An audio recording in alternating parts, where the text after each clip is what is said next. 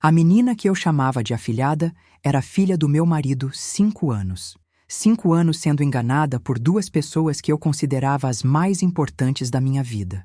Meu marido e minha melhor amiga, aquela que eu chamava de irmã de alma, dormiam juntos enquanto eu bancava o apoio emocional dela na gravidez, escolhia o nome da criança com ela, montava o enxoval, chorava de emoção no dia do nascimento e ainda me ajoelhava na frente do altar para ser madrinha da menina. Madrinha, da filha do meu marido, com a minha melhor amiga. E o que mais me faz tremer até hoje não é a traição em si. É que eles me olhavam nos olhos todos os dias, sorriam, agradeciam, me chamavam de amiga, me chamavam de amor, e continuavam se encontrando.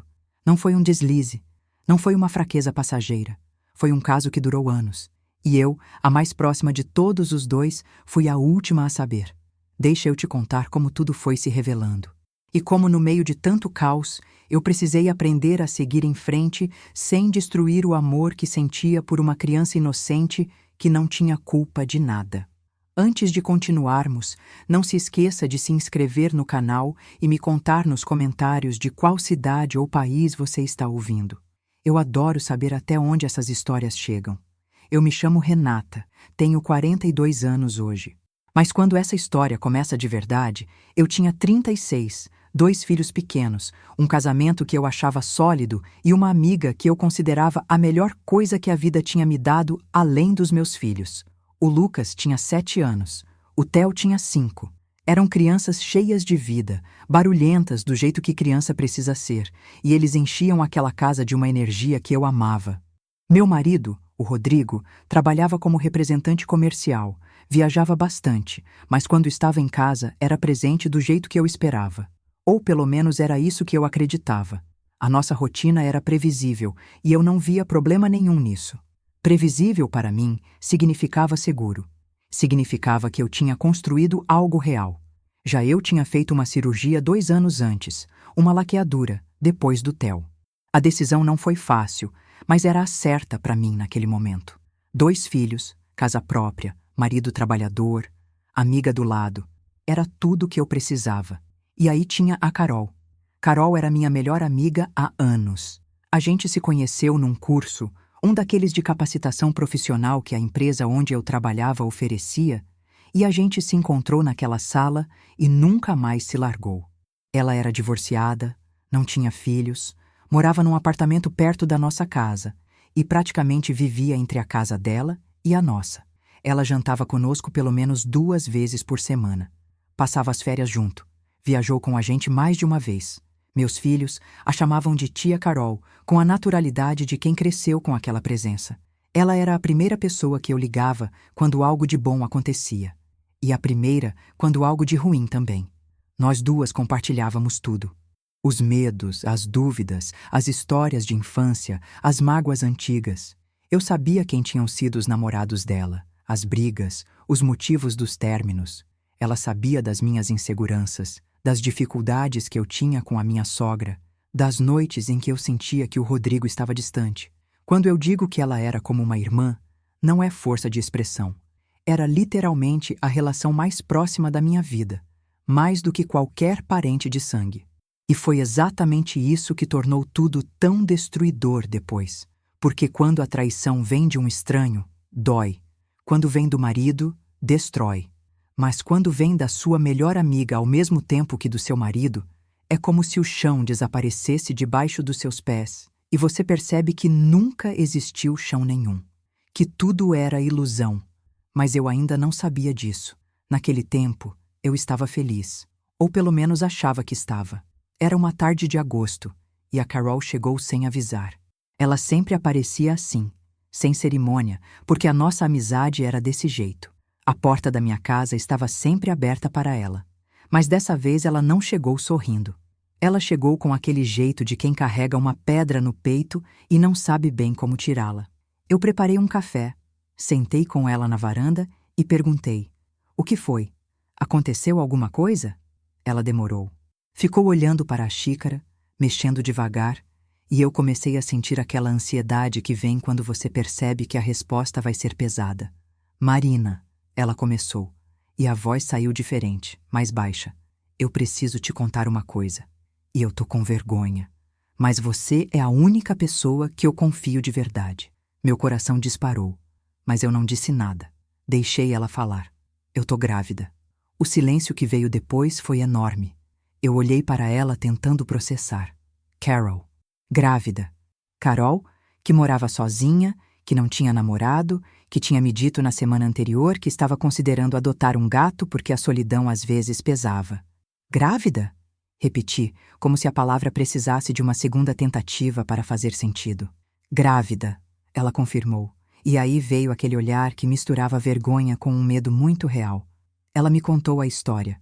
Disse que tinha saído com algumas amigas do trabalho, um bar que ela frequentava de vez em quando, e tinha conhecido um rapaz. Bonito, simpático, papo bom. Eles saíram juntos, passaram uma noite juntos, e nunca mais se viram. Eu nem sei o nome completo dele, ela disse. A gente conversou, bebeu, e foi aquele tipo de coisa que você sabe que não vai a lugar nenhum.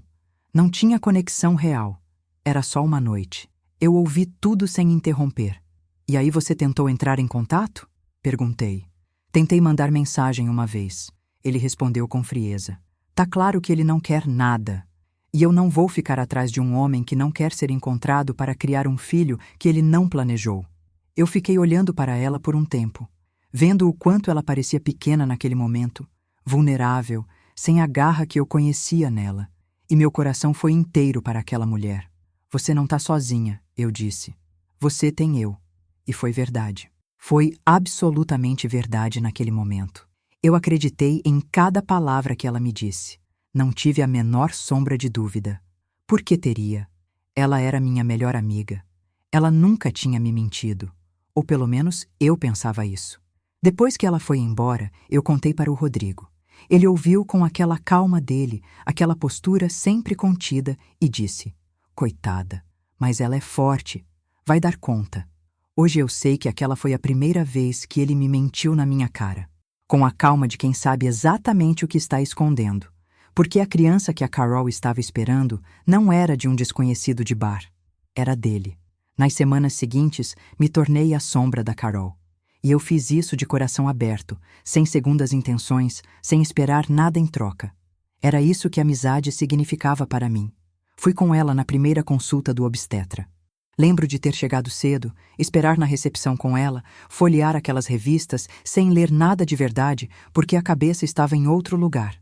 Quando o médico chamou, ela me olhou com aquela expressão de "pode entrar junto", e eu entrei sem precisar de mais convite.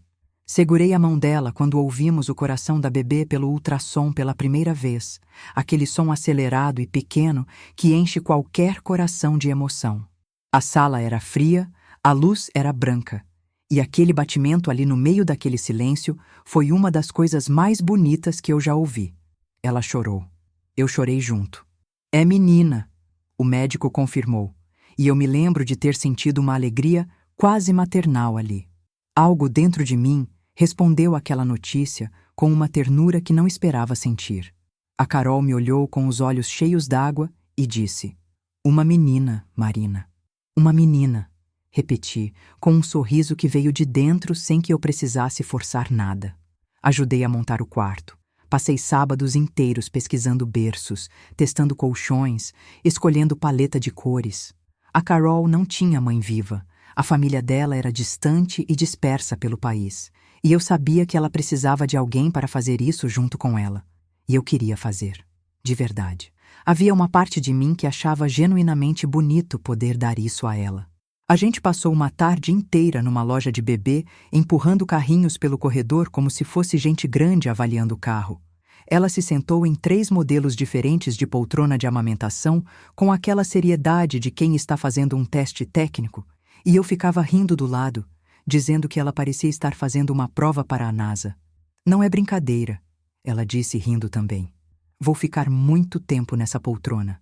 Eram momentos assim que faziam tudo parecer real e bonito. Uma amiga grávida, incerta mas determinada, e eu do lado dela tornando mais leve o peso de encarar aquilo sozinha. Meus filhos, o Lucas e o Theo, sabiam que a tia Carol estava esperando um bebê e ficavam animados com isso. O Lucas perguntava toda semana se a bebê já tinha chegado. O Theo, que tinha 5 anos e estava descobrindo o mundo aos pedaços, ficava colocando a cabeça na barriga da Carol e dizendo que estava ouvindo o coração da bebê, com aquela expressão de quem acabou de inventar um superpoder. A Carol ria e dizia: "Sério? O que você está ouvindo?" "Tum, tum, tum", o Theo respondia completamente convicto. Eram cenas que eu guardava com carinho, que eu achava que ia contar um dia para aquela bebê quando ela crescesse. O Rodrigo? Aparecia nas conversas sobre a gravidez com aquela naturalidade que eu atribuía à maturidade. Perguntava como estavam as consultas. Às vezes, oferecia ajuda para carregar coisas mais pesadas quando a Carol vinha jantar. Dizia que ela estava arrasando sozinha. Parecia solidário. Hoje eu entendo o que era aquilo. Era um homem que sabia exatamente o que estava crescendo ali, que tinha que interpretar o papel do conhecido distante que simplesmente ajudava a amiga da esposa por gentileza, que precisava calibrar exatamente quanto interesse demonstrar. Longe demais seria estranho, perto demais poderia chamar atenção. O nível de cálculo que isso exige ainda me impede de dormir quando penso. Mas naquele tempo, eu não via isso. Eu via uma amiga vulnerável, uma gravidez inesperada, uma mulher forte tentando se preparar para criar uma criança sozinha. E eu via o meu papel ali com muita clareza, ser o apoio que ela não tinha. Quando faltavam 2 meses para o parto, numa tarde de domingo em que a Carol tinha vindo almoçar lá em casa, ela chegou com um embrulho debaixo do braço. Uma caixinha pequena, azul marinho, com um laço branco. Colocou na minha frente com aquele jeito de quem está nervosa de verdade. "Eu preparei uma coisa para você e para o Rodrigo", ela disse. Abri devagar. Dentro tinha um ursinho de pelúcia branco e um cartão escrito à mão, com a letra dela que eu conhecia desde sempre, aquela um pouco inclinada para a direita. O cartão dizia: "Quero que você e o Rodrigo sejam os padrinhos da minha filha.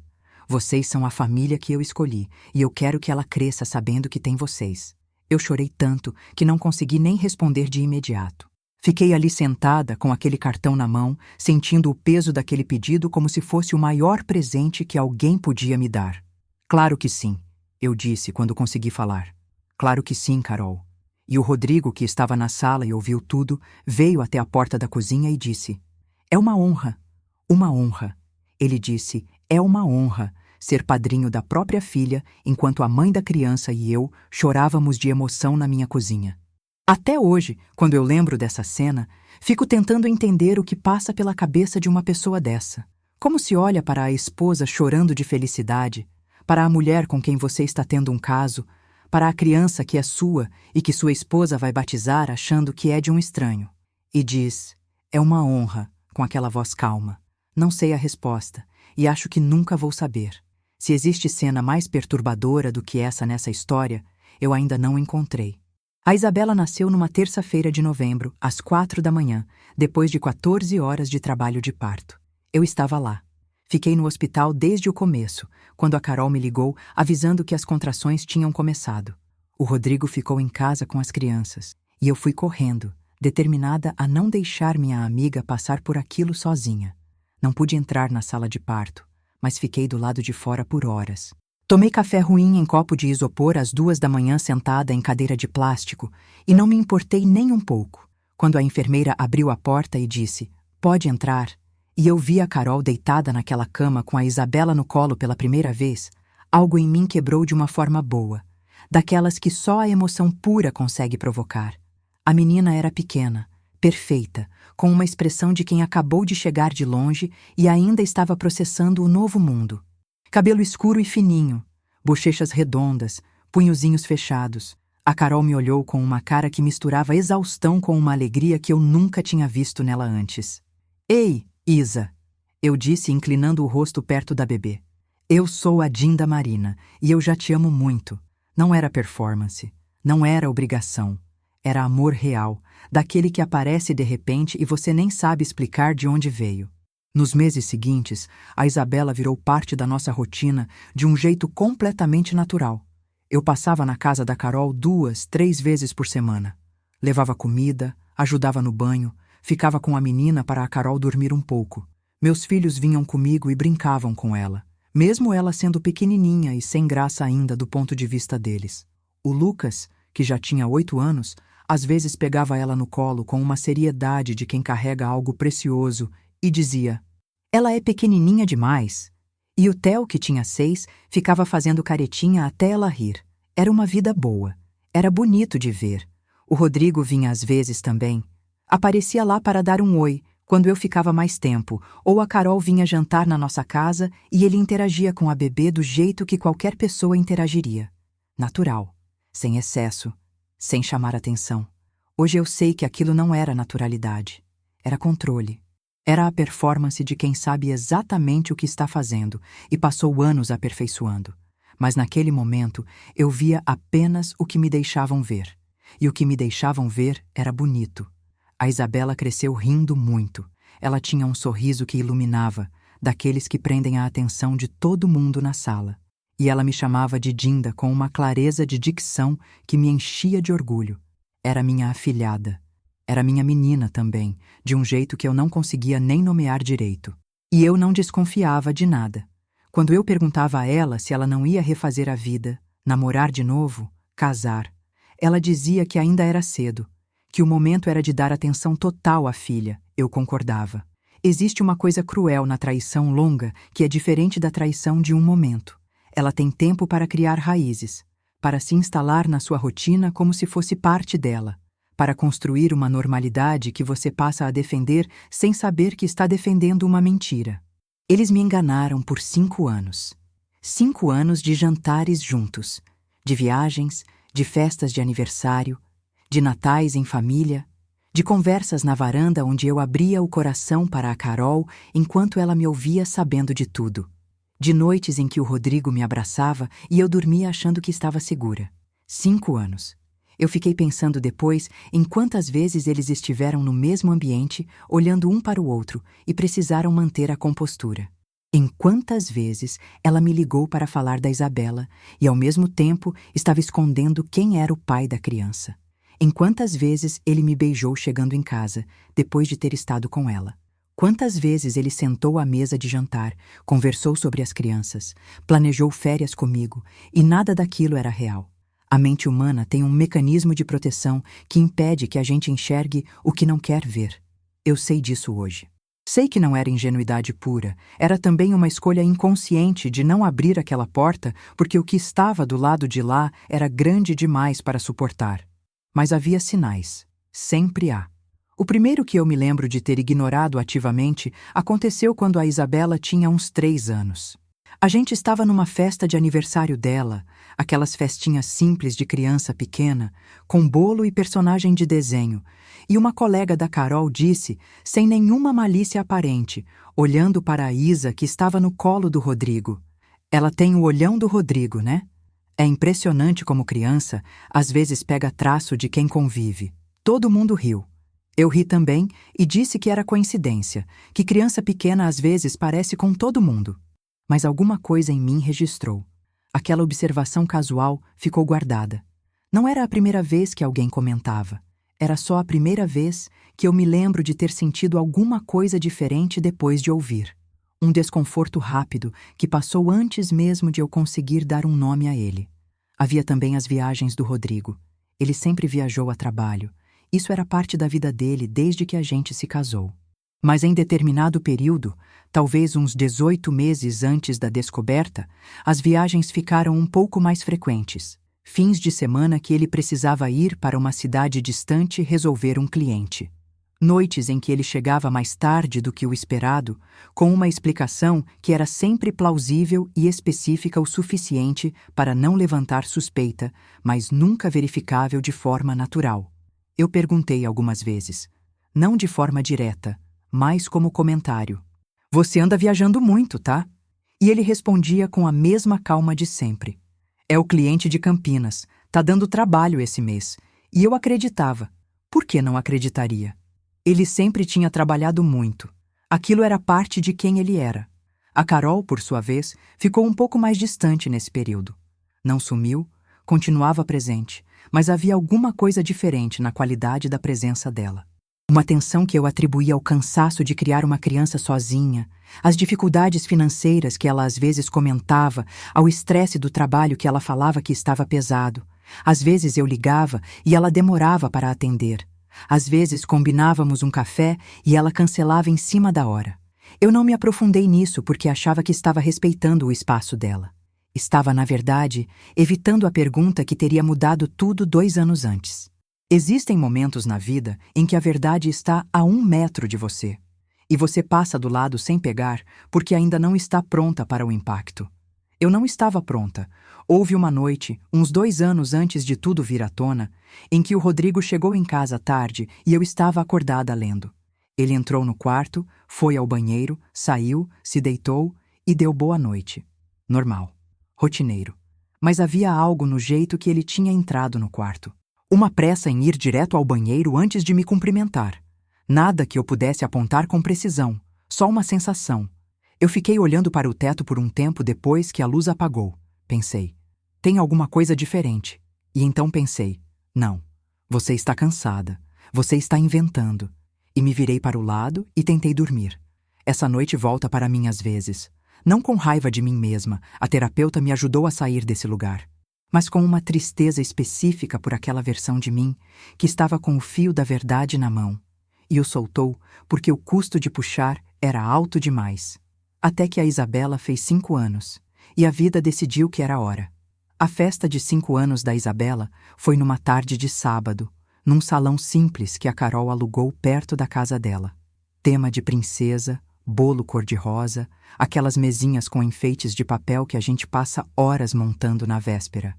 Eu tinha ajudado a decorar. Fui na sexta à noite com balões, fita e paciência infinita. E ficamos até meia-noite arrumando tudo enquanto a Isa dormia no quarto. A festa foi bonita. A menina ficou radiante com o vestido que a gente tinha escolhido juntas. Rodava pelo salão como se o mundo inteiro tivesse sido criado para ela naquele dia. Meus filhos corriam atrás dela rindo. O Rodrigo estava lá, conversando com os outros adultos, com aquele jeito tranquilo que eu tanto admirava nele. Tudo parecia perfeito. Foi depois da festa, já tarde, quando a maioria das pessoas tinha ido embora, e restavam só eu, o Rodrigo, a Carol e as crianças esgotadas em sofá, que eu precisei ir buscar uma coisa no carro. O Rodrigo tinha ficado no salão, ajudando a guardar algumas coisas. Quando voltei, eles não estavam na sala principal. Estavam num corredor lateral, do lado de fora da porta dos fundos, e eu ouvi antes de ver. Não era uma conversa alta. Era uma daquelas conversas de quem está tentando ser discreto e não sabe que a acústica do ambiente trabalha contra. Eu ouvi a voz dele, baixa, tensa. Precisa ser assim? Hoje não, Carol. E a voz dela, igualmente baixa. Você acha que é fácil para mim? Toda vez que ela olha para a Isa. E ele interrompeu. Para com isso agora. Eu fiquei parada naquele corredor por alguns segundos que pareceram muito mais longos do que eram. O coração tinha parado. A cabeça ainda não tinha processado. O corpo ainda não tinha decidido o que fazer. Virei e fui para a sala. Peguei minha bolsa. Falei para as crianças que estava na hora de ir. O Rodrigo apareceu alguns minutos depois com aquela cara de normalidade perfeita e perguntou se eu estava bem. Só cansada, eu disse, e fui embora. Mas dentro de mim, algo tinha se partido de uma forma que eu sabia, mesmo sem querer saber, que não ia conseguir colar de volta. Naquela noite eu não dormi. Fiquei olhando para o teto com os fragmentos daquela conversa passando em loop na minha cabeça. Tentei construir outra interpretação.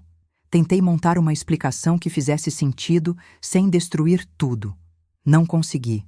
De manhã, o Rodrigo acordou normal, tomou café, leu o jornal no celular, perguntou o que eu queria para o almoço.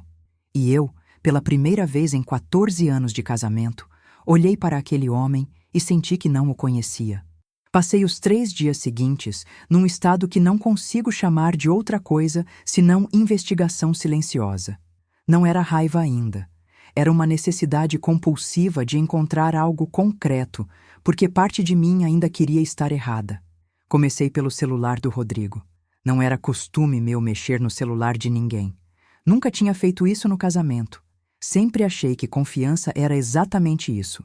Não precisar checar.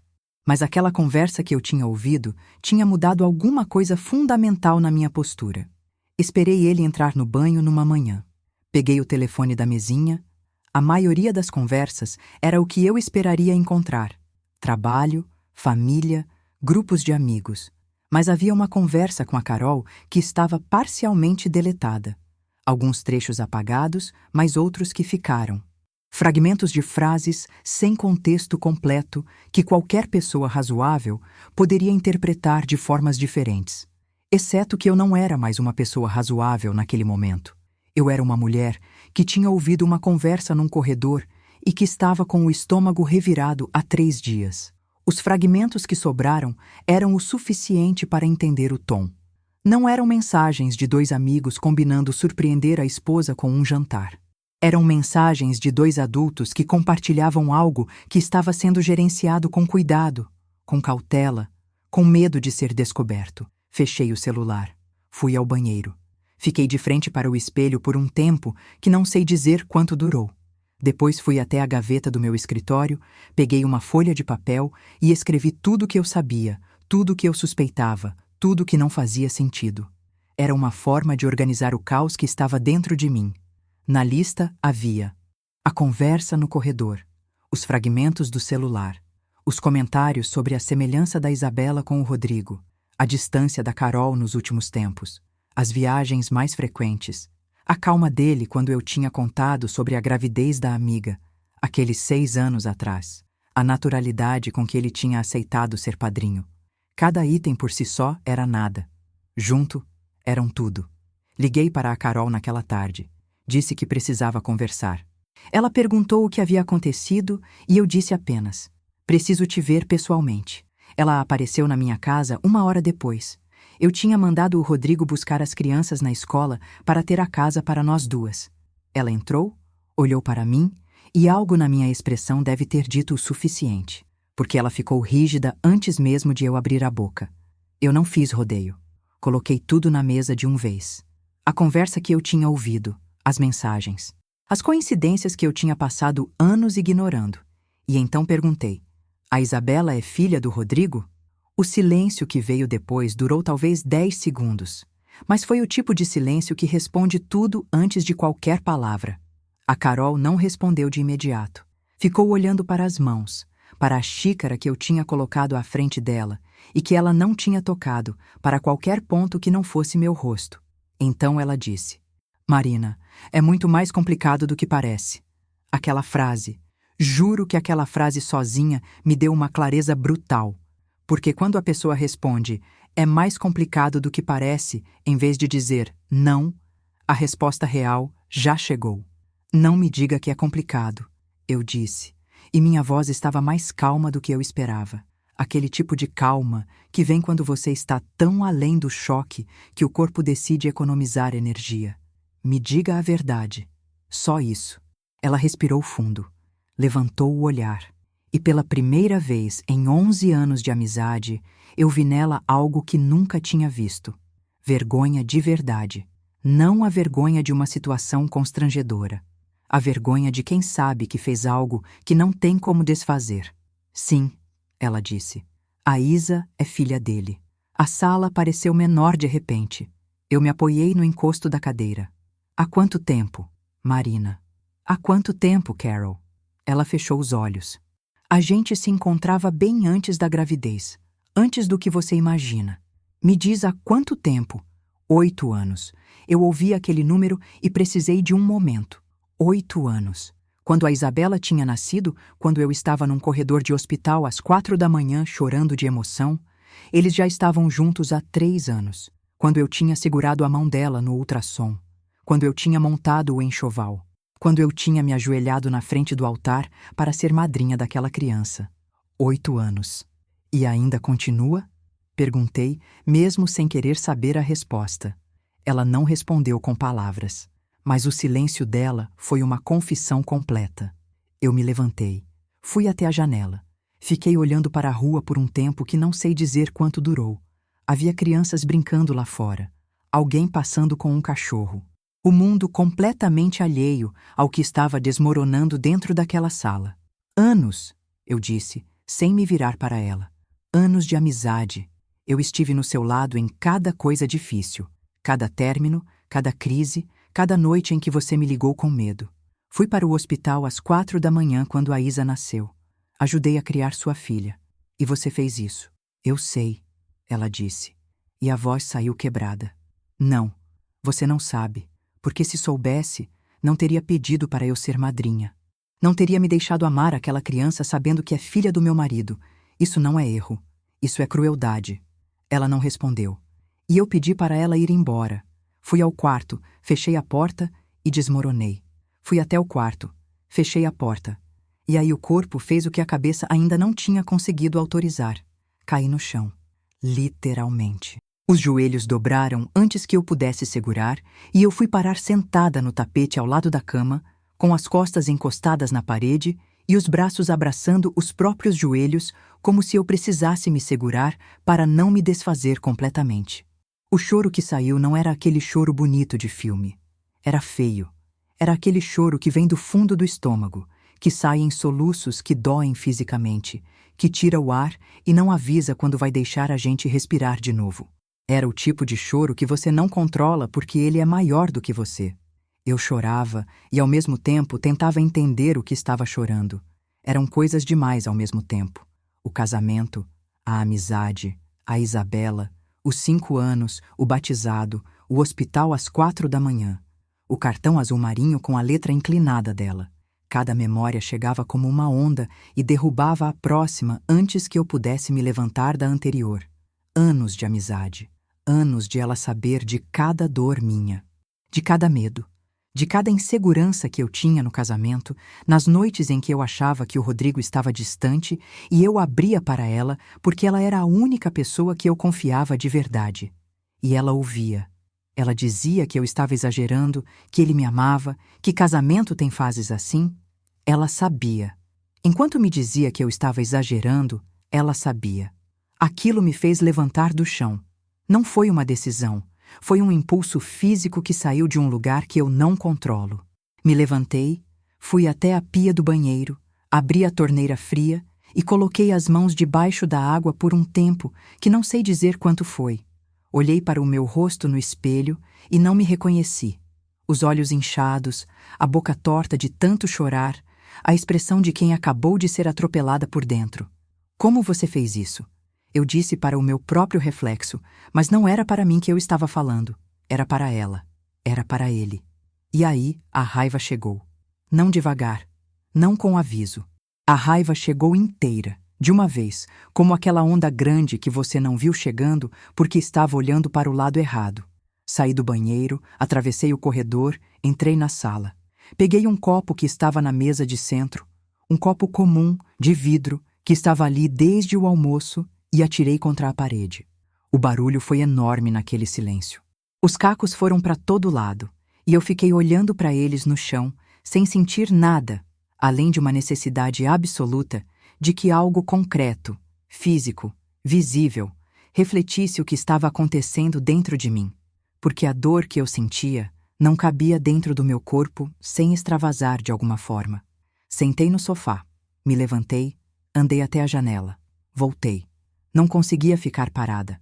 Era como se o movimento fosse a única coisa que impedia alguma coisa muito grande de me engolir. Fui até o quarto de novo.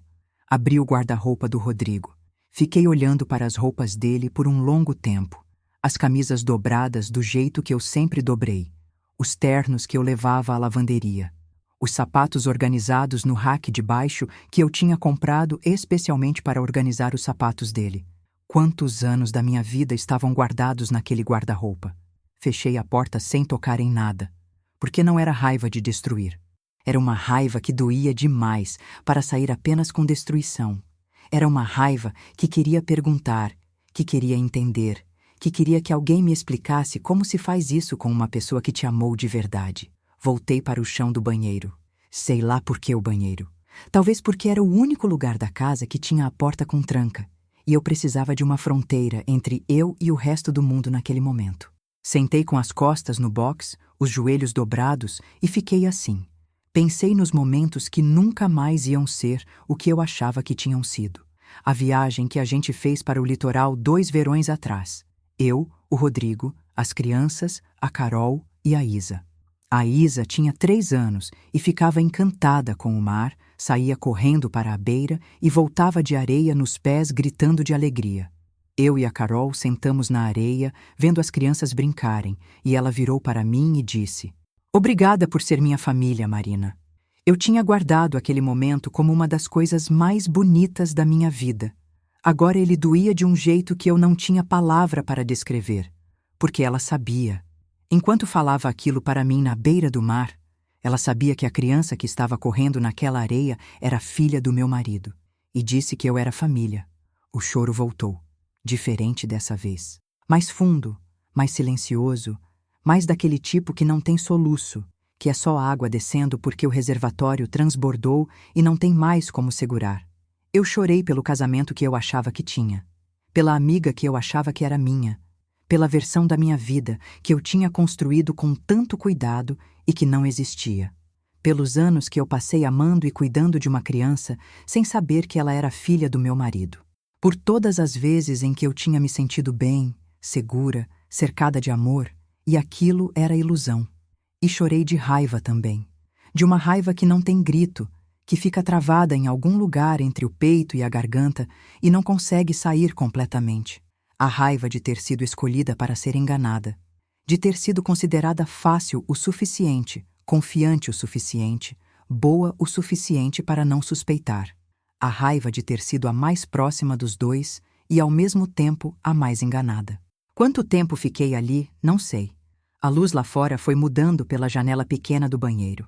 Entrou cor de tarde, virou cor de fim de tarde, foi escurecendo. Em algum momento eu ouvi a porta da rua. O Rodrigo chegando com as crianças. As vozes dos meninos no corredor, o Lucas falando alto de alguma coisa que tinha acontecido na escola, o Theo rindo daquele jeito dele que começa no nariz. Levantei, lavei o rosto, abri a torneira fria de novo, dessa vez mais demorado. Me olhei no espelho até a expressão assentar o suficiente para eu conseguir sair daquele banheiro sem que as crianças vissem o que estava escrito em mim. Abri a porta. "Mãe!" O Theo veio correndo e se jogou em mim com aquela energia de quem não sabe que a gravidade existe. Eu o segurei com uma força que provavelmente foi além do necessário. Fiquei com o rosto no cabelo dele por um segundo a mais do que o normal. "Oi, filhão", eu disse. E a voz saiu rouca, mas inteira. O Rodrigo estava na entrada da sala. Me olhou. Eu o olhei de volta. E algo no meu olhar deve ter dito o suficiente, porque ele ficou quieto de um jeito diferente do habitual. Um quieto de quem acabou de entender que o tempo acabou. Naquela noite eu fiz o jantar, banhei o Theo, ajudei o Lucas com a lição, coloquei os dois na cama. Fiz tudo isso em piloto automático, com a cabeça num lugar completamente diferente, mas o corpo funcionando porque precisava funcionar. Depois que os quartos dos meninos fecharam, fui até a sala. E aí confrontei o meu marido. "A Carol me contou", eu disse. Ele ficou muito quieto. Aquela quietude específica de quem está calculando quanto tempo tem antes do impacto. "Marina, não começa com mentiras. Quero ouvir a verdade de você. Dela eu já ouvi. As coisas são. É uma situação muito... Rodrigo." Minha voz não tremia. Eu não entendia de onde vinha aquela firmeza porque por dentro eu estava me despedaçando, mas a voz não tremia. "Ela é sua filha?" Uma pausa longa. "E então?" "Sim." Esse sim foi diferente do sim da Carol. O da Carol tinha vergonha. O do Rodrigo tinha resignação. Como quem finalmente larga um peso que estava carregando há tempo demais e sente quase alívio em largar, independente do que o alívio custa para os outros. Eu o fiz contar tudo. Demorou, houve resistência, houve tentativas de minimizar. Mas eu não deixei que nada fosse pela metade. O caso tinha começado há 8 anos, como ela tinha dito. Havia se intensificado ao longo do tempo. Tinha tido períodos de distância e de retomada, mas nunca tinha terminado de verdade. A gravidez foi, segundo ele, algo que aconteceu, e que a decisão de não contar para mim foi tomada por dois, porque nenhum dos dois queria destruir o que a gente tinha. "O que a gente tinha?" eu perguntei. "A nossa família, a nossa vida, a nossa família", eu repeti devagar. "A nossa família era eu cuidando da filha que vocês tiveram juntos sem saber quem era o pai. A nossa vida era vocês dois me enganando enquanto eu montava enxoval, segurava a mão em hospital, batizava a criança e achava que estava sendo uma boa amiga e uma boa madrinha. Ele não respondeu. E ainda continua? Perguntei, exatamente como tinha perguntado para a Carol. Não, ele disse. Faz alguns meses que... Não me importa quando parou. Me importa que aconteceu. Por anos, dentro da minha vida, com a minha melhor amiga. Naquela noite eu dormi no quarto dos meninos, numa cama de solteiro pequena que mal cabia em mim, olhando para o teto e pensando em toda a extensão do que eu tinha perdido. Não era só um casamento, era também uma amizade que eu achava que seria para sempre. Era a versão da minha própria vida que eu acreditava ter construído. Era a imagem que eu tinha de mim mesma como alguém que conhecia as pessoas ao redor. Tudo isso tinha ido embora numa mesma tarde. E o que ficava no lugar era uma dor que eu nunca tinha sentido antes. Nos dias seguintes, eu funcionei no automático. Levava as crianças na escola, ia ao trabalho, voltava, fazia o jantar. Falava o necessário com o Rodrigo para que a rotina dos meninos não fosse abalada de imediato. Não atendia às ligações da Carol. Havia uma rotina superficial que eu mantinha funcionando como se a vida fosse normal. E por dentro havia uma tempestade que eu ainda não tinha conseguido nomear completamente. A sensação física era estranha.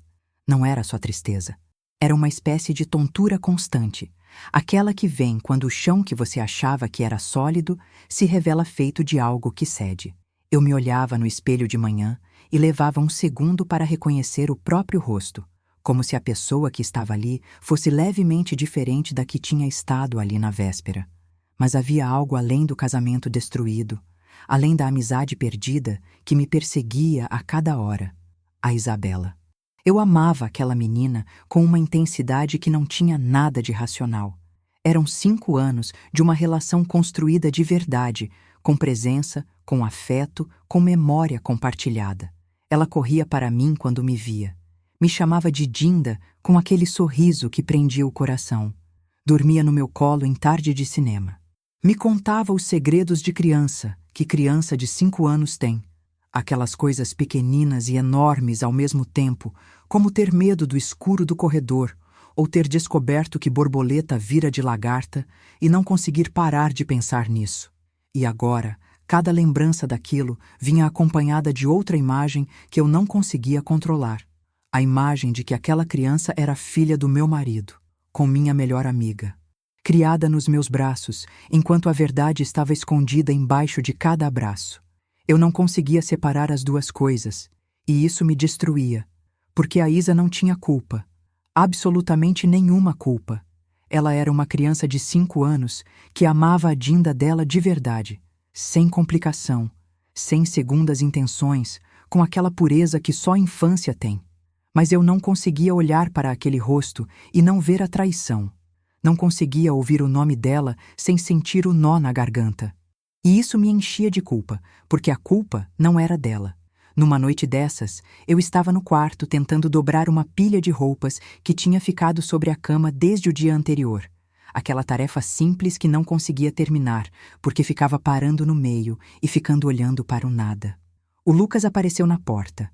12 anos, magro, jeito de adolescente que ainda não chegou completamente. Aquele olhar que já analisa mais do que deixa transparecer. Ele ficou olhando para mim por um segundo. Viu o que estava escrito na minha expressão. Entrou sem pedir licença, como se soubesse que licença não era necessária ali. Sentou na beira da cama. Ficou quieto. E colocou a mão no meu braço. Não disse nada. Só ficou lá. Esse gesto do meu filho, tão simples e tão enorme ao mesmo tempo, me fez chorar de um jeito que eu não tinha chorado ainda. Um choro que não era só de dor, era também de alívio de não estar tão sozinha quanto eu me sentia. Mãe, ele disse depois de um tempo, você não precisa fingir que tá bem. Eu olhei para ele, para esse menino de 12 anos que de alguma forma já sabia coisas sobre a vida que eu estava levando anos para aprender. Eu sei, eu disse. Eu sei, filho. E aquele momento me devolveu o chão. Eu tinha 2 filhos que dependiam de mim, que me olhavam como referência de como o mundo funcionava, que precisavam ver que a vida não para, mesmo quando quebra. Não podia deixar a dor me engolir. Precisava agir. Liguei para uma advogada na manhã seguinte. Marquei consulta com uma psicóloga para aquela mesma semana. E naquela semana, tomei a decisão que eu sabia que precisava tomar desde a noite da festa de aniversário, mas para a qual eu tinha precisado de tempo para reunir forças. Pedi o divórcio numa quinta-feira de manhã. Não foi uma cena dramática como as que a gente imagina. Não havia gritaria. Não havia objetos quebrados. Era apenas eu, sentada à mesa da cozinha, com uma xícara de café que tinha esfriado à minha frente, e o Rodrigo do outro lado ouvindo. Eu quero que você saia de casa até o fim da semana, eu disse. Vou contratar uma advogada. A gente vai fazer isso da forma mais ordenada possível por causa dos meninos. Mas esse casamento acabou. Ele tentou falar em reconciliação. Usou palavras como família, filhos, 15 anos juntos. Disse que entendia que tinha errado, mas que podíamos tentar superar. Eu o ouvi sem interromper. Quando ele terminou, eu disse: Você não errou. Você construiu uma vida paralela dentro da minha, com a minha melhor amiga, e me deixou criar a filha de vocês dois achando que estava sendo boa madrinha. Não existe superar isso. Existe só recomeçar. Ele saiu no sábado. Os meninos ficaram confusos no início. O Lucas, mais velho, percebeu a seriedade da situação mais rapidamente. O Theo chorava pedindo o pai. Eu segurava os dois e dizia que o pai ia continuar sendo pai, que eles iam continuar vendo ele, que algumas coisas mudam, mas o amor não muda. Dizia isso enquanto meu próprio coração estava em cacos. Com a Carol foi diferente. Não houve conversa longa. Eu não liguei para ela depois daquele dia em que ela tinha saído da minha casa. Ela tentou entrar em contato várias vezes, mandou mensagens longas que eu lia e não respondia. Numa delas, ela dizia que entendia a minha raiva, que sabia que não tinha desculpa, mas que a nossa amizade era real, que o que ela sentia por mim era real e que queria ter uma chance de explicar melhor. Eu li aquela mensagem 3 vezes e então escrevi uma resposta curta. O que eu precisava entender, eu já entendi. Por favor, não me contacte mais. Não era fria por crueldade. Era fria porque era a única forma de me proteger. Porque se eu abrisse espaço para aquela conversa, eu sabia que parte de mim ia querer acreditar nela de novo. E eu não podia mais me dar ao luxo de acreditar em quem já tinha provado que era capaz daquilo. Fui à terapia pela primeira vez naquela semana. A psicóloga era uma mulher tranquila, de uns 50 anos, com um escritório que cheirava a café e tinha uma planta grande na janela. Sentei na poltrona e comecei a contar, e quando cheguei na parte da Isabela, eu precisei parar. O que você sente quando pensa nela? Ela perguntou. Amor, eu respondi sem hesitar. E dor, ao mesmo tempo. E não sei como ter um sem o outro agora. Isso, ela disse com cuidado, vai levar tempo para separar, mas é separável. Eu precisava acreditar nisso. A questão da Isabela foi, de longe, a mais difícil de todas. Mais difícil do que o divórcio. Mais difícil do que o fim da amizade. Mais difícil do que reconstruir a rotina sozinha com 2 filhos. Porque essas coisas, por mais dolorosas que fossem, tinham um caminho mais ou menos visível. Dói, passa o tempo, você vai se reconstituindo aos poucos. Com a Isabela não tinha caminho visível. Ela era uma criança inocente que me amava, que não sabia de nada, que não tinha escolhido nada. E que, do ponto de vista dela, tinha uma Dinda que de repente parou de aparecer sem nenhuma explicação que fizesse sentido para uma criança de 5 anos. Durante algumas semanas, eu não tive contato com ela. Não porque não quisesse, mas porque não conseguia. Cada vez que pensava em ligar, a dor voltava com a mesma intensidade de quando tinha descoberto tudo. E eu precisava de mais tempo. A psicóloga me ajudou a entender algo importante. Que o amor que eu sentia pela Isa era completamente legítimo e não precisava ser cancelado por causa do que os adultos fizeram. Que uma criança não é a encarnação da traição dos pais. Que eu tinha o direito de sentir tudo ao mesmo tempo sem precisar resolver tudo de uma vez. Você não precisa decidir agora como vai ser essa relação para o resto da vida, ela disse numa sessão. Você precisa só decidir o que consegue agora. O que eu conseguia naquele momento era pouco, mas com o tempo foi mais. Meus filhos também sentiram a ausência da Isa. O Theo perguntou uma vez por que a priminha não vinha mais. Eu disse que as coisas tinham mudado um pouco, mas que ela estava bem. Ele aceitou com aquela praticidade que crianças têm às vezes. Com o Rodrigo, eu estabeleci um acordo claro, mediado pela advogada.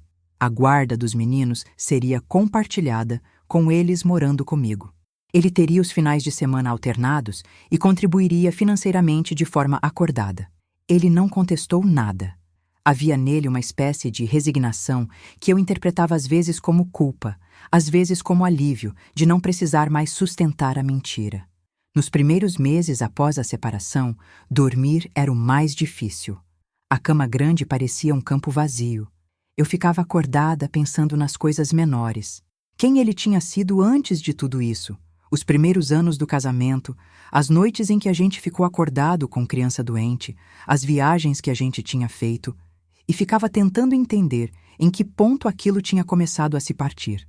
A terapeuta disse que essa pergunta não tinha resposta útil, que eu ia passar muito tempo tentando descobrir onde errei e que isso era uma armadilha. Você não errou, ela disse com firmeza. Você confiou. Confiança não é erro. O erro foi deles. Eu precisei ouvir isso muitas vezes antes de começar a acreditar. 6 meses após a separação, eu comecei a perceber algo que não esperava perceber tão cedo. Eu estava ficando mais leve. Não era felicidade ainda. Era uma espécie de clareza que vinha junto com a dor, como quando a névoa começa a dissipar e você começa a ver os contornos das coisas, mesmo sem ver tudo ainda. Voltei a encontrar amigas que eu havia um pouco afastado nos últimos anos do casamento, não por briga, mas por aquele processo natural de fechamento que acontece quando você tem filhos pequenos e rotina apertada. Elas chegaram com aquela generosidade de quem reaparece sem cobrar o tempo que passou. Uma colega do trabalho que eu mal conhecia virou uma presença constante. Ela tinha passado por um divórcio alguns anos antes e entendia, sem precisar explicar, o que era estar no começo de uma reconstrução. Às vezes a gente saía para tomar um café depois do trabalho e ficávamos conversando por horas sem falar sobre o tema, e isso era ótimo. Existir em outro assunto é parte da cura também. Os meninos se adaptaram melhor do que eu esperava. O Lucas mais depressa, o Theo com mais tropeços, mas os dois foram indo. Escola funcionando, rotina estabelecida, pai presente nos fins de semana como combinado. Havia noites em que chegava em casa depois do trabalho, fazia o jantar, ajudava nas lições, colocava as crianças na cama e ficava um tempo no silêncio da casa sem sentir que o silêncio era vazio. Às vezes era só silêncio, e isso era suficiente. A terapeuta me fez uma pergunta numa sessão que ficou comigo por semanas. O que você descobriu sobre você mesma nesse processo que você não sabia antes? Pensei por um tempo longo antes de responder. Que eu sou mais forte do que achava, que eu confundo cuidar dos outros com existir, que eu preciso aprender a cuidar de mim com a mesma dedicação que cuido de todo mundo. Ela anotou alguma coisa no caderno dela e disse: essa última parte é o trabalho mais importante que você vai fazer aqui. E eu soube que ela tinha razão. Sobre a Isabela, as coisas foram se acomodando de um jeito que eu não teria conseguido prever. O amor não foi embora. A dor também não. Completamente. Mas foram se separando, como a terapeuta tinha dito que era possível. Não com rapidez, não sem solavancos, mas foram.